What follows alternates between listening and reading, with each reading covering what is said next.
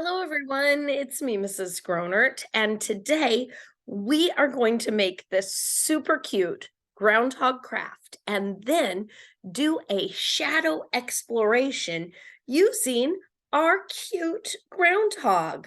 Let's take a look at how we complete this activity. Groundhog craft and shadow exploration.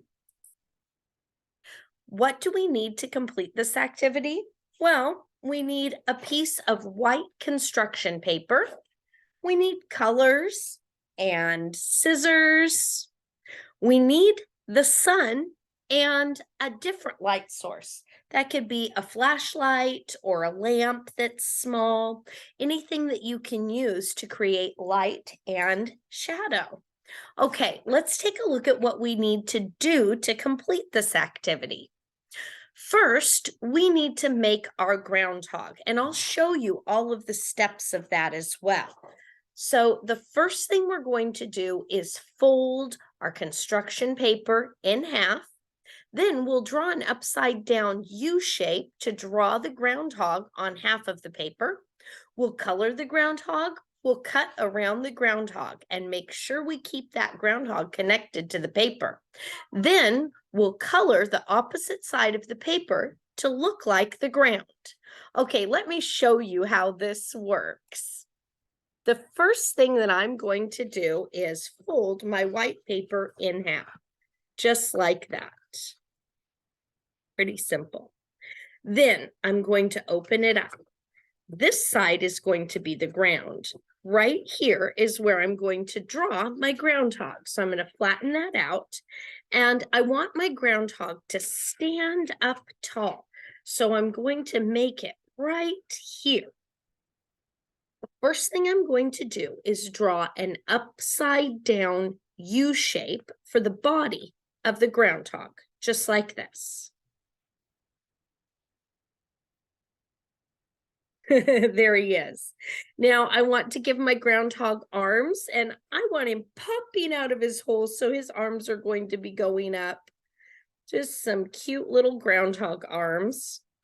And I also want to give my groundhog some little groundhog ears. There we go, ear and ear. Now that I have my groundhog drawn on my paper, I'm going to color the groundhog. I'll do that and I'll show you when I'm finished. Okay, so here's my groundhog all colored. My next step is to cut out my groundhog. So I'm going to take my scissors and do that. The most important thing that you need to remember is not to cut the groundhog off of the rest of the paper, because you're going to need that paper for the rest of the activity. So I'm going to very carefully cut over to my groundhog, just like this. There we go. And make sure I don't keep cutting. I don't want to cut my groundhog off my paper. And cut my groundhog out. I'm going to try to do this nice and quickly. When I finish cutting, I'll show you what it looks like. Okay, there's my cutie pie groundhog all cut out. Now, I'm going to put the groundhog just like this so that he's standing up. And then I'm going to color the back side of the paper to look like grass and maybe add some flowers to the meadow, just like I did for this groundhog. So the front of the groundhog will be standing up, and behind the groundhog is the colorful grass and flowers. I'll do that right now, and I'll show you when I finish. There we go. My groundhog is finished. Look how cute it is. And it's standing up, popping out of its little hole to go out into the world. Now, what do we do next? Oh boy, this is the super fun part. Let's take a look at what we do. So our next job is to explore shadows with our groundhogs. The first thing we need to do is go outside and see if our groundhog will see its shadow. Let's do that right now. I want you to take your groundhog project outside and see if you can see its shadow. But we're going to go outside right now and see if we can see the groundhog shadow. I can't wait. So here I am outside and I'm looking, but I can't see a shadow. Even if I turn my groundhog this way or this way or this way, my groundhog is not making a shadow today. I wonder why. Do you think it might have something to do with the clouds in the sky? It might. Okay, let's take a look at what we're going to do next.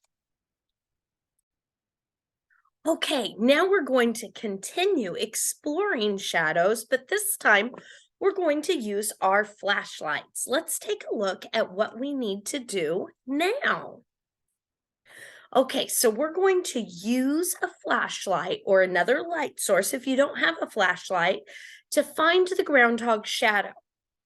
We can try to use the flashlight to change the groundhog shadow. We're going to change the size of the shadow with the flashlight. We're going to see if we can do that. That'll be fun.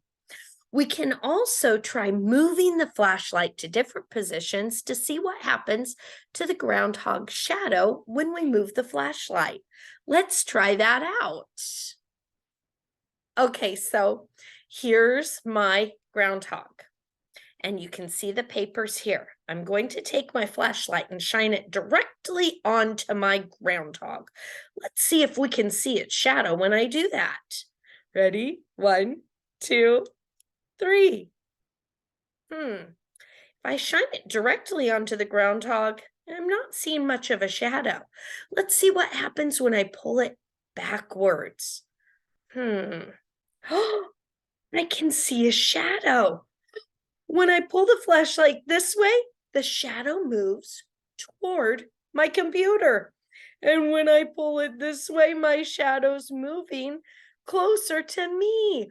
Oh, that's cool. What if I move it far away? What happens to my groundhog shadow? Is the size of the shadow changing? It is. Oh, this is so cool. That's what you get to do. Use your flashlight to see what happens to your groundhog shadow. When you move the flashlight, try to make the shadow bigger or smaller and change its position. When you're done with that, you have even more fun things you can do. Let's take a look at what those are. So, when you finish, think. Where does the object or the groundhog need to be in relation to the light to create a shadow? Think, did your groundhog see its shadow outside? Why did it see the shadow, or why didn't it see the shadow? What happened when you moved your light source?